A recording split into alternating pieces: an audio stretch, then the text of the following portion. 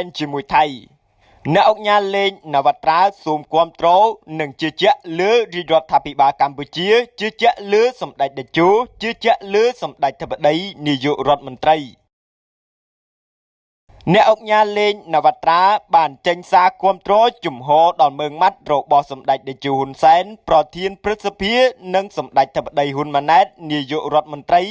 ដែលបានដាក់ចេញសារបន្ទាន់មួយឆ្លើយតបក្រុមជ្រុលនិយមថៃដោយមានការគាំទ្រពីពួកយោធាគម្រាមកម្ពុជាថានឹងកាត់ផ្តាច់ភ្លើងនិងកាត់ផ្តាច់អ៊ីនធឺណិតសម្ដេចតេជោបញ្ជាក់ថាក្រៅពីបញ្ហាប្តឹងទៅតុលាការយុត្តិធម៌អន្តរជាតិ ICJ កម្ពុជាគួរពិចារណាបញ្ចប់ការចាក់ផ្សាយខ្សែភាពយន្តថៃលើកញ្ចក់ទូរទស្សន៍កម្ពុជាទាំងអស់និងអាចឈានទៅដល់ការបញ្ចប់ការនាំទំនិញថៃមកប្រើប្រាស់ក្នុងប្រទេសកម្ពុជាលើបណ្ដាញសង្គម Facebook ផ្ទាល់ខ្លួននាព្រឹកថ្ងៃទី13ខែមិថុនានេះអ្នកអង្គការលេងនវត្រាបានលើកឡើងគូបញ្ជាក់ថាកម្ពុជាទន់ភ្លន់តែរឹងមាំមិនអាចឲ្យការបំពានដដែលនោះទេហើយពិតជាមិនចង់បង្កចំនួនចំពោះប្រទេសជិតខាងឡើយក៏ប៉ុន្តែការអត់ធន់ប្រកាសណាស់មានដែនកំណត់ក្នុងនាមជាយុវជនម្នាក់និងជាប្រធានយុវជនបូជាការពារយុត្តិធម៌សូមគាំទ្រនិងជឿជាក់លើរដ្ឋាភិបាលកម្ពុជាជឿជាក់លើសម្ដេចតេជោជឿជាក់លើសម្ដេចធិបតីនាយករដ្ឋមន្ត្រីកម្ពុជាអ្នកអង្គការថ្លែងបន្តថាការសម្រេចចិត្តមួយដំណាក់កាលរបស់សម្ដេចពោពេញទៅដោយការគិតពិចារណាគ្រប់ជ្រុងជ្រោយដោយចូលលើភាពត្រឹមត្រូវទន់ភ្លន់និងម៉ឺងម៉ាត់ម៉ត់ចត់ច្បាស់គ្រប់កលៈទេសៈការសម្រេចគឺបានគិតគ្រប់ជ្រុងជ្រោយក្នុងនាមជាជនជាតិខ្មែរ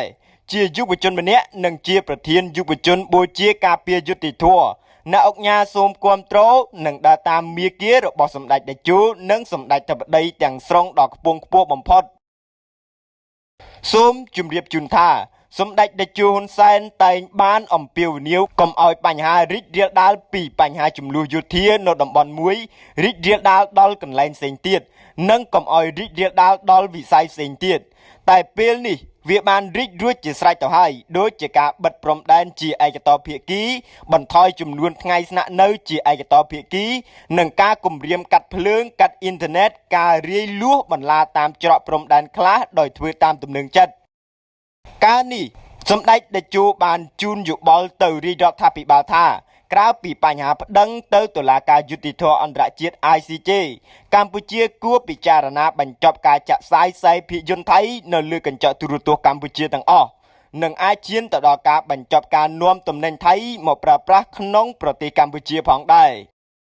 សម្ដេចតេជោថ្លែងបញ្ជាក់ថា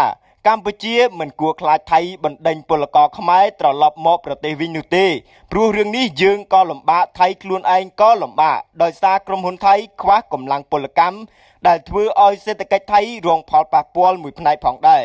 រឿងទាំងនេះសុទ្ធតែជាការផ្ដល់មតិសម្រាប់ការពិចារណាតែរឿងគួរធ្វើភ្លាមគឺបញ្ចប់ការចាក់បញ្ចាំងខ្សែភាពយន្តថៃលើកញ្ចក់ទូរទស្សន៍កម្ពុជា